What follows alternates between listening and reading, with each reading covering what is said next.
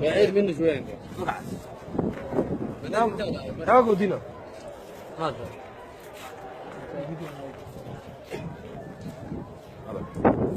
maalintan la soo hadasheen ka bacdi wanbaan oo la qal raashin baan la siiyay wax walba la siiyay marka waxa rabnaa Salmaan oo inaan madaxweynaha Soomaaliya la hadashay iyo ra'iisul wasaaraha iyo wixii wax noo qaban karo inaan caawiyaan rabnaa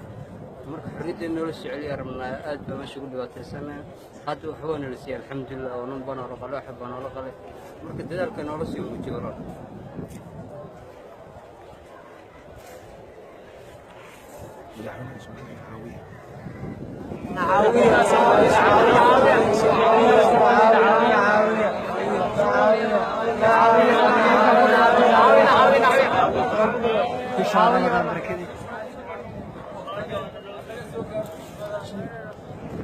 سلمان والله maalintii marka la soo hesho intaana la siiyay wanan baa naloo qalay dhibaatadii iyo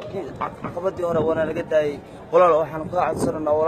walaalaha Soomaaliyeed dhibaataysan baan nahay inaan madaxweynaha Soomaaliya iyo ra'iisul wasaaraha aad noola hadasho oo aad dhibaatadan iyo caqabadan haystaan laga saaro hadii dalkayga noo celiyo xataa raali baan ku nahay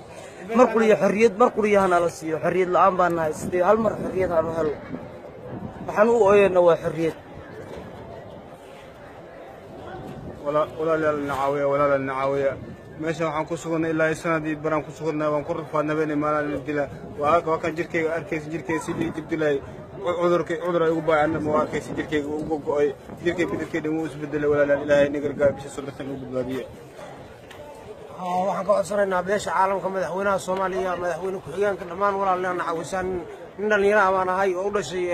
gobolada dhexe ee Soomaaliya waa dhibaataysanahay waxaan ka codsanaynaa walaalayaal sida u dhaqsiya badan maalintii aan nala soo hadashay Salmaanow beesha tan xorriyad baan nala soo celiyay wixii jirdilkii wixii waana laga daayay qorraxdii waana laga soo galiyay ari baan naloo qalay raashin baan naloo keenay haddana waxaan idinka baahnaa inaan ilaadii lahayd maayay